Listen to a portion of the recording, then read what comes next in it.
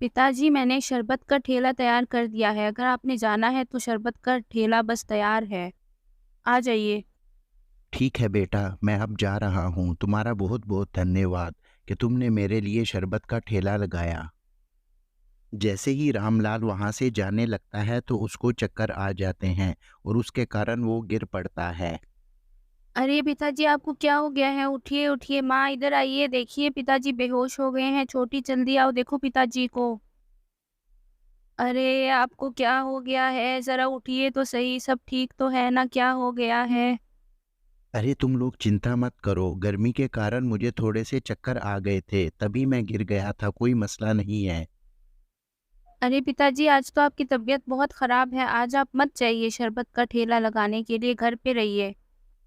अरे बेटा, अगर मैं नहीं जाऊँगा तो शरबत कौन बेचेगा और शरबत ख़राब हो जाएगा। अगर नहीं बेचूँगा तो खाएँगे कहाँ से? पिताजी, ऐसा कीजिए, एक फ्रिज ले आइए, हम उसमें शरबत रख दिया करेंगे तो गर्मी के कारण फिर शरबत खराब नहीं होगा, ठीक है ना? रामलाल अपनी छोटी बेटी की बात सुनकर काफ़ी निराश हो जाता है, क्योंकि उसको नहीं पता होता कि गरीब आदमी के लिए आजकल तो 2 वक़्त की रोटी पूरी करना बहुत मुश्किल है, तो फ्रिज और एसी कहाँ से आएगा? वो छोटी होती है, उसको अभी नहीं पता होता। यूँ रामलाल शरबत का ठेला लेकर गाँव के बाहर खड़ा हो जाता है और वो लोगों को शरबत बेच रहा होता है, इसी से उसका गुज़र-बसर होता है। अरे, आप आ गए, आप हाथ-मुँह धो लीजिए, मैं आपके लिए खाना लगाती हूँ। अरे मैं आ गया हूँ और ये पैसे रख लो, आज इतनी कमाई नहीं हुई है, बस ये थोड़े से ही पैसे हैं, इससे रख लो ताकि गुज़र बसर हो जाए। अभी वो सब यही बात कर ही रहे होते हैं कि उनकी पड़ोसन मालिनी वहाँ पर मिठाई लेकर आ जाती है। अरे मालिनी बहन, आओ आओ, खैरियत तो है ना? तुम्हारे हाथ में तो मिठाई का डब्बा है, कहीं पार्वती का रिश्ता तो नहीं कर बैठी? अरे नहीं, नहीं, छोटी का रिश्ता नहीं तय किया। मेरे राहुल को एक बहुत ही बड़ी कंपनी में नौकरी मिल गई है और उसकी 50,000 रुपए तनख्वाह है। बस उसी खुशी में मैं आप लोगों के लिए मिठाई लेकर आई हूँ। अरे मालिनी बहन, ये तो बहुत खुशी की बात है कि राहुल की नौकरी हो गई है। तुम्हें बहुत बहुत मुबारक हो, ये बहुत खुशी की बात है। अरे भाई साहब, बुरा ना मनाना, बेटियां तो ब्याह कर चली जाती हैं। ये बेटे ही होते हैं जो बुढ़ापे का सहारा होते हैं। बेटियों को तो एक दफा ब्याह दो तो फिर वो पूछती ही नहीं है। ये बेटे ही हैं जो हमेशा सहारा बनते हैं। यूँ मालिनी रामलाल को बेटा ना होने का ताना देती है और उसे कहती है कि बेटियां तो छोड़कर चली जाती हैं, ये बेटे ही होते हैं जो इतना ख्याल रखते हैं माँ बाप का। अरे मालिनी बहन, ये क्या कह रही हो तुम? आजकल बेटों की जब शादी होती है तो वो बिल्कुल नहीं पूछते माँ बाप को, ये बेटियां ही होती हैं जो सदा माँ बाप का हमेशा ख्याल रखती हैं। अरे आंटी, क्या हुआ? आजकल तो बेटियां भी बाहर जाकर कमाती हैं। आप चिंता मत कीजिए। ये बेटी अपने माँ बाप की हर ज़रूरत पूरी कर कर ही यहाँ से जाएगी। आपको कोई ज़रूरत नहीं फ़िक्र करने की। यूँ मालिनी वहाँ से मुंह तोड़ जवाब सुनकर चली जाती है और काफ़ी निराश होती है, क्योंकि रामलाल और सरिता ने उसको काफ़ी खरी खरी सुना देते हैं और वो यूँ वहाँ से चली जाती है। अरे पिताजी, मेरी पढ़ाई तो मुकम्मल हो चुकी है। मैं क्यों ना बाहर जाकर कोई जॉब कर लूँ, मुझे अच्छी जॉब मिल जाएगी। ऐसे हम लोग के हालात भी कुछ बेहतर हो जाएँगे। अरे बेटा, तुम्हारा बाप अभी इतना लाचार नहीं हुआ कि तुम लोगों को खाना ना खिला सके। मैं कमाता रहूँगा और तुम लोग घर में बैठ के खाओ। अरे पिताजी, मैं अपने घर के लिए कुछ करना चाहती हूँ। अगर मैं जॉब कर लूँगी तो हमारे घर के हालात कुछ बेहतर हो जाएँगे। आप भी थक जाते हैं और इतनी गर्मी है, आपको और माँ को गर्मी के कारण नींद भी नहीं आती है। आप पूरा दिन गर्मी में खड़े होकर शरबत बेचते हैं और माँ दूसरों के घर पर काम करती है। अगर मैं जॉब कर लूँगी तो हमारे पास 2-4 पैसे आ जाएँगे और मुझे पता है कि फिर हमारी गरीबी भी बिल्कुल ख़त्म हो जाएगी। यूँ सरिता की बात सुनकर रामलाल उसको नौकरी की इजाज़त दे देता है। सरिता हमेशा से ही अपने घर में गरीबी मिटाना चाहती है और घर की गरीबी मिटाने के लिए वो बहुत मेहनत करना चाहती है। ठीक है बेटा, अगर तुम कहती हो तो तुम नौकरी कर लो, ये ताकि इस घर के हालात बदल सके, लेकिन एक बात याद रखना कि खूब मन लगाकर और ईमानदारी के साथ काम करना। अगले दिन सरिता अपने सारे डॉक्यूमेंट्स और सर्टिफिकेट उठाकर नौकरी की तलाश में निकल जाती है कि आगे उसकी छोटी बहन उसको मिल जाती है। अरे दीदी, आप जा रही हैं जॉब ढूँढने के लिए? All the best. मुझे पता है आपको जॉब मिल जाएगी। अरे छोटी, दुआ करना कि मुझे अच्छी सी जॉब मिल जाए, फिर हमारी गरीबी के दिन खत्म हो जाएँगे। अरे दीदी, आप फ्रिज और एसी लेकर आएँगी ना? अरे हाँ, बस तुम दुआ करो कि मुझे अच्छी जॉब मिल जाए, फिर मैं जल्दी ही ये दोनों चीज़ें लेके आऊँगी। अगले दिन सरिता पूरा दिन फिरती रहती है शहर में नौकरी के पीछे, और वो कभी एक दफ्तर जाती है और कभी दूसरे दफ्तर जाती है, लेकिन अभी तक उसको कोई भी नौकरी मिलने में कामयाबी नहीं मिलती। जहाँ पर भी जाती है वहाँ से इनकार होता है। सर, मुझे जॉब चाहिए। क्या आप मुझे अपने ऑफ़िस में अकाउंटेंट की जॉब दे सकते हैं? मैं बहुत ज़रूरतमंद हूँ। अरे तुम जैसे गरीब लोगों के लिए यहाँ पर कोई नौकरी नहीं है। अपनी हालत देखी है तुमने? चली जाओ यहाँ से, आ गए यहाँ पर नौकरी करने के लिए।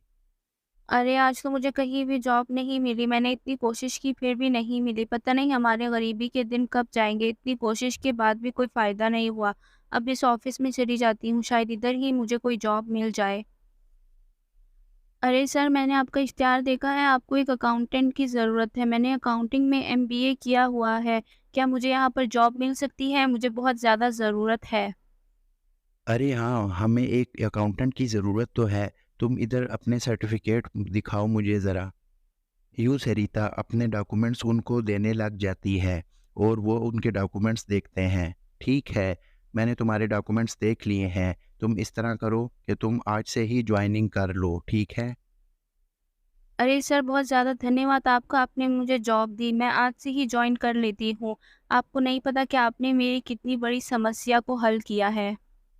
यूँ रोहित अपने मैनेजर को बुलाता है ताकि वो सरिता को सारा काम समझा सके और वो काम कर सके। जिमी मेरी बात सुनो, ये सरिता है, इसको हमने आज ही नौकरी पर रखा है और ये हमारी नई अकाउंटेंट है। इसको सारे काम समझा दो, ठीक है? ठीक है सर, मैं इसको आज ही सारा काम समझा दूंगा, आप बेफिक्र रहिए। अरे मेरी बात सुनो, तुमने अब यहाँ पर ये बाथरूम साफ करना है, ठीक है? अच्छे से साफ करना, नहीं तो ठीक नहीं होगा। अरे ये क्या बात हुई? मेरी तो अकाउंटेंट की जॉब है। मेरी जॉब ये तो नहीं है कि मैं यहाँ पर आप लोगों के बाथरूम साफ करूँ। ये क्या बात कर रहे हैं आप? अरे अपनी हालत देखी है तुमने? तुम अकाउंटेंट की जॉब करोगी? यहाँ पर अगर नौकरी करनी है तो करो, नहीं तो यहाँ से जा सकती हो तुम। यूँ सरिता वहाँ पर रोने लगती है। उसको बहुत दुख होता है कि वो यहाँ पर करने क्या आई थी और वो अब कर क्या रही है। वो बहुत ज़्यादा रो रही होती है कि वो अपने परिवार की गरीबी आखिर कैसे मिटाएगी। अरे दीपा, बात सुनो, आज कितनी गर्मी है। पूरा दिन भी बहुत गर्मी थी और रात भी गर्मी है। बिल्कुल सोने का मन नहीं कर रहा। इतनी ज़्यादा गर्मी में हम कैसे सोएंगे? अरे आज तो बहुत गर्मी है, मेरा भी दम घुट रहा है। सारा दिन धूप में लोगों के घर काम किया है और रात को भी सुकून नहीं होता है, पंखा भी नहीं है आज तो। अरे मैं नहीं सो रही, मैं बाहर जा रही हूँ। ये पंखा तो आज बिल्कुल भी काम नहीं कर रहा है, वैसे तो मेरा साँस बंद हो जाएगा और मैं मर जाऊँगी। अरे दीदी, मैं नहीं सो रही, पंखा भी काम नहीं कर रहा आज, और कितनी ज़्यादा गर्मी है। अरे छोटी, आओ मैं तुम्हें पंखा झोल देती हूँ, इससे तुम्हें नींद आ जाएगी। इसमें चिंता की कौन-सी इतनी बड़ी बात है। अरे दीदी, आप थोड़ी देर झोलोगी और फिर आप खुद भी सो जाओगी। मुझे इस गर्मी में नहीं सोना। मुझे समझ नहीं आती कि आप फ्रिज और एसी कब लेकर आओगी। सरिता अपनी छोटी बहन की बात सुनकर फूट-फूट के रोने लगती है, क्योंकि वो बहुत ज़्यादा निराश होती है कि उनके गरीबी के दिन कब जाएँगे। ऑफ़िस में भी वो पूरा दिन बाथरूम ही साफ़ करती रहती है। यूँ जिमी का सच भी सारों के सामने आ जाता है और उसकी असलियत उनको पता चल जाती है। जिमी, तुम्हें शर्म आनी चाहिए सरिता से ये काम करवाते हुए। आखिर तुमने ये सब क्यों किया? तुम्हें नहीं पता कि गरीब लोग कितनी मेहनत करके यहाँ तक पहुँचते हैं और सरिता बहुत गरीब है। तुम्हें शर्म आनी चाहिए। अब निकल जाओ मेरे ऑफिस से और आइंदा मेरे ऑफिस में यहाँ पर मुझे मुंह मत दिखाना। Get out. यूँ सरिता अब वहाँ की मैनेजर बन जाती है और वो खूब मेहनत करती है, क्योंकि जिमी की जगह अब वही मैनेजर होती है। अरे सर, पीएन ने मुझे बोला है कि आपने मुझे ऑफिस में बुलाया है। क्या आपने बुलाया है?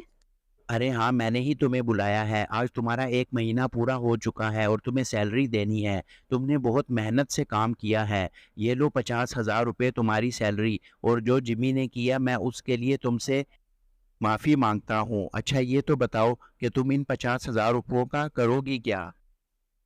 सर हम लोग बहुत ज़्यादा गरीब हैं, हमारे घर पर एसी नहीं है, गर्मी की वजह से मेरे माता-पिता सो नहीं पाते। मैं अपनी इस तनख्वाह से सबसे पहले एसी और फ्रिज लूँगी ताकि हम लोग की गर्मी थोड़ी कम हो जाए। तुम अपने घर वालों का कितना ख्याल रखती हो, यही तुम्हारी सफलता का राज है।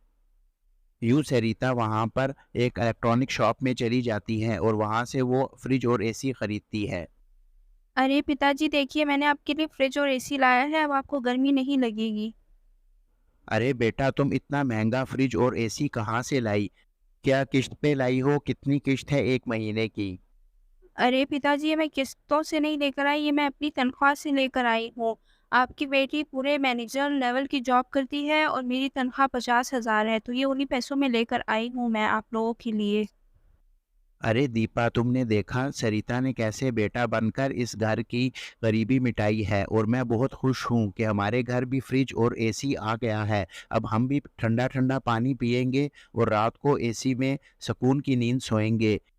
पता नहीं लोग बेटियों और बेटों में अंतर क्यों करते हैं।